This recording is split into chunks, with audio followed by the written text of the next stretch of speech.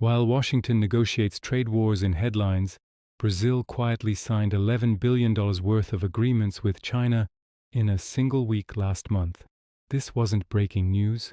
It wasn't a summit. It was Tuesday.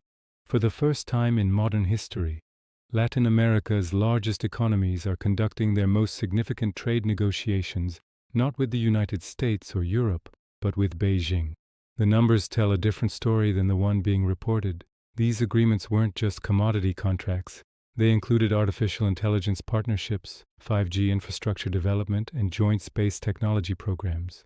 Brazilian officials didn't even announce 3 of the 5 major deals until Chinese media reported them first.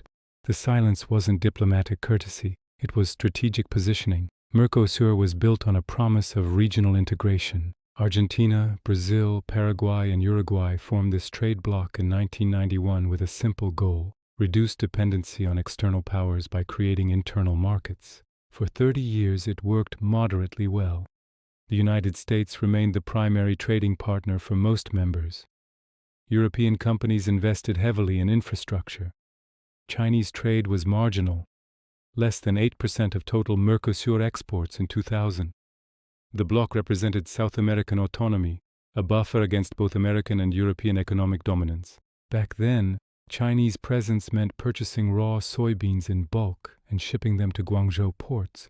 The relationship was transactional, predictable, and fundamentally extractive, exactly what Latin American countries had experienced with colonial powers for centuries. The traditional structure was straightforward. Mercosur countries exported raw materials and agricultural products to developed nations, then imported manufactured goods and technology. Brazil sent soybeans and iron ore to China, but bought German machinery and American software. Argentina sold beef to Europe but relied on U.S. financing for major projects. This created a 3-way dependency: raw materials east, finished goods west, with Mercosur nations caught in the middle. China's role was limited to resource extraction with minimal technological transfer or financing. The arrangement worked because it was simple. American companies controlled patents, European firms managed logistics, and Chinese manufacturers assembled components. Each player knew their role. Latin American countries provided commodities and received finished products. The profit margins were predictable, the supply chains were established, and the financial instruments were denominated in dollars or euros. Chinese companies operated within this framework, not outside it. They purchased raw materials through established commodity exchanges, paid in hard currency, and integrated these inputs into global manufacturing systems controlled primarily by Western corporations. The system held until the incentives changed. 2018 marked the turning point. China's Belt and Road Initiative reached Latin America not through infrastructure loans, but through technological partnerships. While the U.S. imposed tariffs and threatened NAFTA renegotiation, China offered something different: manufacturing partnerships that kept production in Latin America. Brazil's automotive sector started producing for Chinese brands. Argentina began exporting lithium not as raw ore, but as processed battery components. Uruguay opened its first semiconductor assembly plant in partnership with Xiaomi. Paraguay, traditionally dependent on hydroelectric exports, began hosting Chinese data centers powered by renewable energy. The shift wasn't about choosing sides, it was about choosing profit margins. The data reveals the acceleration. China's share of Mercosur trade jumped from 18% in 2018 to 31% by 2023, but the composition changed more dramatically than the volume. Technology transfers increased 340%.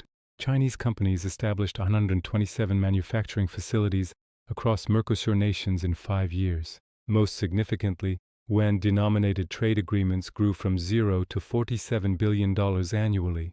These aren't just commercial contracts, they're infrastructure for a parallel financial system. Argentina's central bank now holds yuan reserves equivalent to 12% of its total foreign currency holdings. Brazilian exporters can invoice Chinese customers directly in yuan, bypassing dollar conversion entirely. These mechanisms didn't exist 5 years ago. The pattern extends beyond economics. Chinese universities opened 23 new programs in Mercosur countries since 2020. Mandarin became a required language in 40% of Brazilian engineering programs. Trade delegations that once flew to Washington now fly to Shanghai first, then Beijing. The shift isn't cultural, it's pragmatic. Chinese partners offered joint ventures, where American companies offer licensing deals.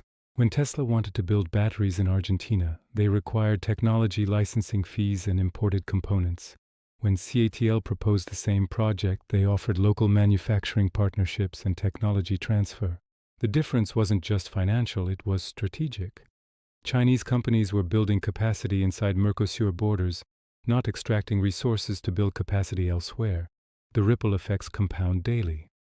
Paraguay's renewable energy exports now power Chinese cryptocurrency mining operations. Uruguay's agricultural technology sector pivoted from European precision farming systems to Chinese autonomous farming platforms that cost 60% less and integrate with local telecommunications infrastructure. Have you ever wondered how a business deal in Brazil could reshape the entire global economy? It's happening right now, and it's not about grand political statements, but about quiet, game-changing partnerships. Let's look at Mercosur, South America's major trading bloc, and its relationship with China. This isn't the old story of a powerful nation extracting resources. It's a brand new playbook. Mercosur manufacturers are adopting Chinese technology, but here's the twist. They keep control. They aren't selling their companies, they're upgrading them. For example, Brazilian steel producers are using Chinese automation to slash energy use by 28%, all while maintaining full ownership. In Argentina, mining companies now use Chinese tech to process ore locally, allowing them to export more valuable refined products instead of just raw materials. This means higher profits for them, while Chinese firms secure the stable supply chains they need, safe from global political drama. Now, contrast this with the West. Since 2019, U.S. agricultural exports to Mercosur have plummeted by 23% because Chinese alternatives are simply cheaper. European manufacturers are losing ground to Chinese-Brazilian joint ventures that produce goods right there in South America. German auto suppliers have seen their Brazilian partners switch to Chinese components that are 40% cheaper and come with local tech support. It's not just about price, it's a whole new model of partnership that the West wasn't prepared for. The ripple effects are massive. As more deals are done in Chinese yuan, the world's reliance on the US dollar slowly chips away. When the US threatened sanctions over trade with Venezuela, Brazil simply rerouted its business through Chinese financial channels. When the EU introduced carbon tariffs, Argentina shifted its aluminum exports to Chinese buyers who offered to partner on carbon offsets instead of imposing penalties. These aren't acts of defiance. They are smart business decisions made possible by having options. For centuries, Latin American nations had very little leverage. They largely had to accept the terms offered by Western powers. Today, that's completely changed. They can now choose between competing global giants. In boardrooms across São Paulo and Buenos Aires, American proposals are now routinely compared side by side with Chinese offers. It's standard practice. Negotiators are bringing up yuan financing during dollar-based talks. The power dynamic has fundamentally shifted. This isn't about ideology, it's about math. It's about who offers the better deal. When a Chinese partnership offers better terms, they take it. If a Western proposal offers superior value, they choose that instead. The critical difference is that the choice now exists. What we're witnessing is the quiet, practical arrival of a truly multipolar world. It's not happening with loud confrontations, but in the mundane reality of competing business models being judged on their merits, one contract at a time. And this preview from Latin America shows us exactly how the global economic order will evolve as old monopolies face new competition. Thanks for watching. If you found this breakdown insightful, be sure to like, subscribe, and hit the bell icon to stay updated on how the world is changing. It's about who offers the better deal.